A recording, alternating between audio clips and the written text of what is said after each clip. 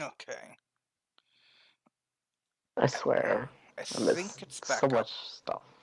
You're not gonna miss it, okay? He even just said he's gonna tell you tomorrow. I know. And plus, you needed that. Yeah, Honestly, I don't think he would have cared to move anyways. probably not.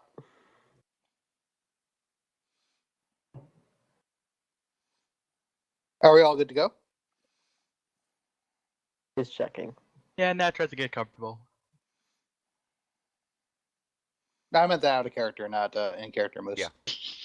It looks like it's back up. Yeah. Just doing a check real quick. Yep, streaming Dungeons and Dragons. Okay. We will continue. So everyone sits down, gets all nestled in. Looking to you, Conrad, expectingly. So Conrad takes a sip of his wine. Probably a big sip. Oh yeah, no, yeah, definitely. Damasari sees that and throws his bottle back and chugs it pretty hard. So, actually, out of character real quickly, Damon. It's only happened since I came here, right? Yes. So, Connor will say, since I come to this land, I've noticed I had these strange dreams, and he kind of looks at Sin, like just to say, like, he's telling the people about this now. And part of it has had me question my heritage, and he kind of looks to Daylock for a second. Daylock is not there. Oh yeah, that's right. He's asleep. He's passed out. Forgot about it. Never scratch that. Anyway, but part of this has made me question my heritage. But the weird thing about these dreams is they're about people seeing things from their life from an outside perspective.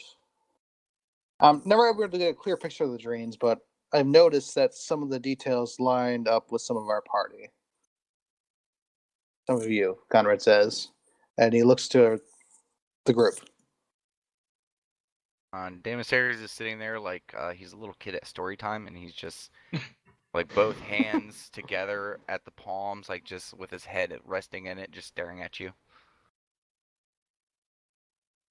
I wanted to talk to two members of our party in particular. I just wanted to get that out there to everyone that this phenomenon that's happening with me is happening, and I had a recent one recently as well. Someone not in our party, but someone we know. But I feel Damasari stares at you. Who? Connor's actually gonna pull the hand up in there, and it's like I feel like you guys should know that this is happening, but at the same time, I want to respect the privacy of the people who are I'm having these dreams of. So, if you can, I will talk to the other person at another point. I would like to speak to Nat, please. Conrad says. Okay, real quick. Wow. Damasari looks at you for a second, kind of scratches his head. Like, so you've had a dream about Cletus and Nat? Yes, their details are their own, though. I won't tell anyone unless they give me their permission. He nods. He's just happy he figured that out. He was kind of lost in this conversation. It took a Rembrandt moment for him to connect the dots. And he just sits there smiling, and he's like, so, are you going to tell us what type of dreams? And he kind of like gives you like a just shit-eating grin. He gives like a like a eyes rolled, like it's not those. Yeah, types exactly. of dreams. Yeah, exactly. Yeah. See, he gives Yeah. eye rolls. Even that. Even that starts at his Damasari's remark. He's like, oh, that's fine. Okay, I'll let you do what you need to handle. I'm gonna go rest anyways. Night, Damasari's. Kind of waves as he walks out the door. You don't want to keep him there to talk? Well, no. Conrad specifically asked for everyone except for Nat to leave the room. Okay, sorry, I missed that. I will do so. So we walked into the room just to hear that he was having dreams about people, and now we're being kicked out. Pretty much, yeah. Sin, go Dreams ahead and give about me an Nat. intelligence check. Okay. There's a piece of information that you just heard that Okay.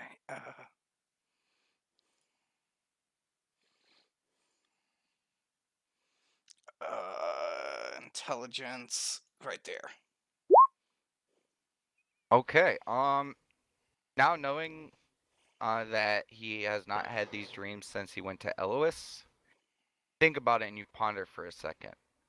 What you know of Elois is it's a world between worlds. It's people travel here easily because the veil around Elois is thinner than any other place in all of existence.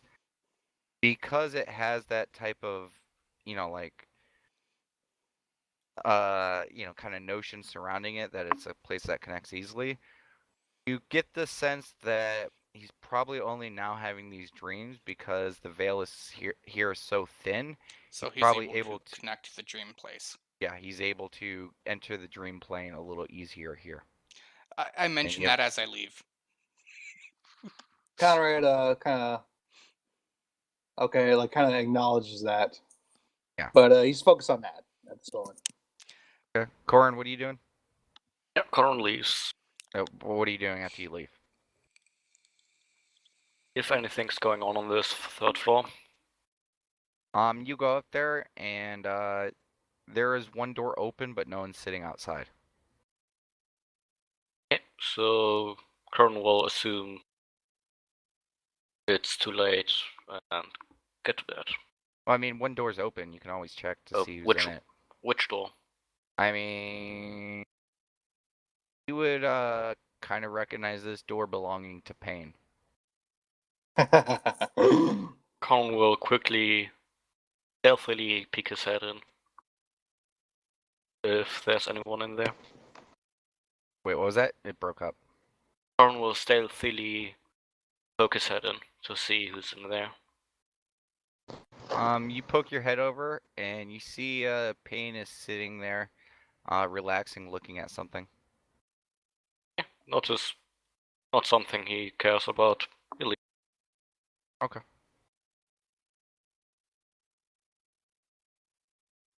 T-Dog, run away before she traps you. God, Pain would destroy fucking Corn. Oh God. Maybe Oh, he'd like that. Yes, might. So you just go to bed? Corn? Intelligence check if he knows whether the third floor is like time restricted or if it closes or something. You just get the sense that they have their own schedules and stuff like that, so I mean, from what you've seen of here, if the doors are open or if the people are outside, they're usually available. Okay, so basically not anyone I would care about. Pretty much. Yeah. Then Corin will go to bed. Okay. Sin, what are you doing? I go to bed. Okay. Nat and Conrad, you're sitting there, your party just left the door. So, does Natalie have a drink with her at this point? Madeline, do you have a drink with you? Yes. Okay. Yes. So, he'll take a swig of his own, and then he'll actually bear with me because I have a bit of a script here. But roll along with it, Moose. So, Conrad kind of gets quiet for a second, but then he looks into her eyes. And he says, "You are my second dream. Unlike Cletus, I am confident that the things I saw in this dream were about you. They are from an outside perspective. The dreams are fuzzy, and I never get a clear image of the people in the dream. But some details you may be familiar with, and let me know if they match up. Others," he kind of pauses at that. Yeah, go ahead. "Some details you may not know. I don't know everything about what happened to you in your life, but I will do my best to tell you what I saw. And you will proceed. I saw a woman. The image was blurry and hard to make out. But I started seeing you as a baby. He kind of goes quiet. And he sighs. Your mother gave birth to you in an unfamiliar town, where she was a stranger to the other villagers. She died in childbirth, leaving you alone. You were taken in by a couple to be raised. And kind of stops. A power slept in you. And even at a young age, you were able to draw out and use magic. And he looks at her again and says, you were particularly drawn to fire. And at a young age, you kind of had problems by burning things. You don't know why you need to feel the need to do it, but you wanted to do it. Continue to do it. Eventually, your parents gave you to another family. And he kind of pauses again. And that family giving you to someone else. And like he's kind of like looking sadder now, and he's like, kind of looking at Madeline to just kind of see how she's feeling at this point. Madeline, how are you looking right now? There's some tears in there. And then he says, this cycle continued until you're taken in by a mother and her children who were able to deal with your abilities better than most. And siblings for the first time you enjoyed. He kind of offers a small smile, and then kind of goes back to the sad face again, and it says, And you then found... Nat puts a finger to his lip, Mhm. and she just nods. Yes. She just does a no. It was more like a confirmation in the form of a nod, but she just says yes like to all of it. okay, so like he's okay. So she's like just saying full on yes, like don't need to talk anymore. Yes. He nods. And she takes a big swig of her wine. Yeah, I know. He takes a big swim as well. She's probably sitting there like downing it with like slightly like pretty decent misty eyes going on, like maybe not like full on crying, but you know definitely like red around the eyes, probably full of tears and also blushing at the same time. Am I correct? Sure. Okay.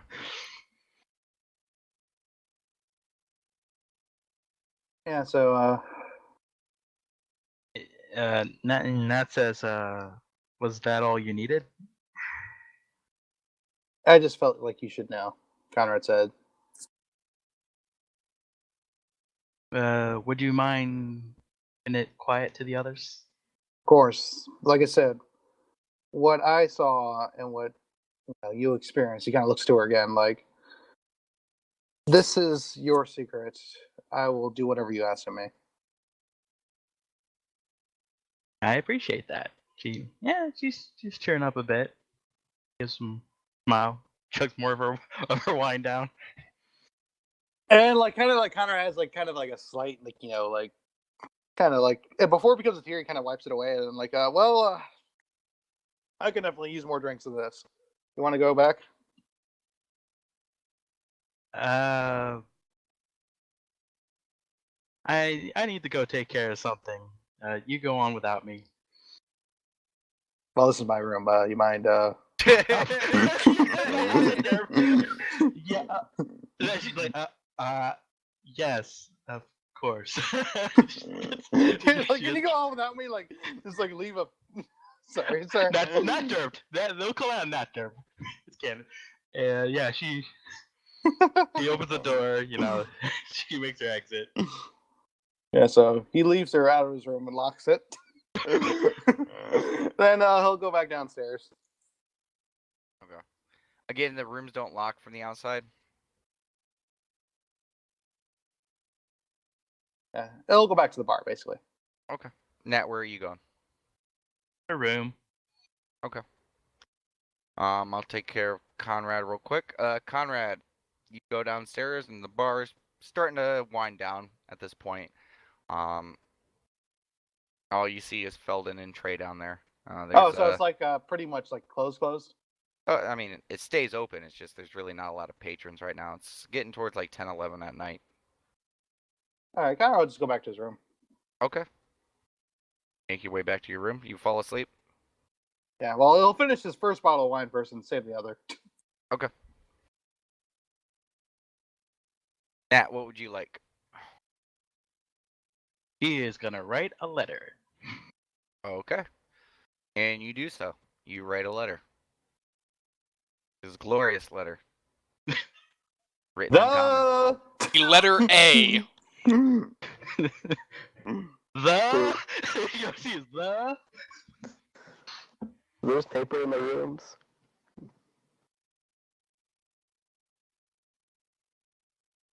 Yeah. She gathered some paper and quill.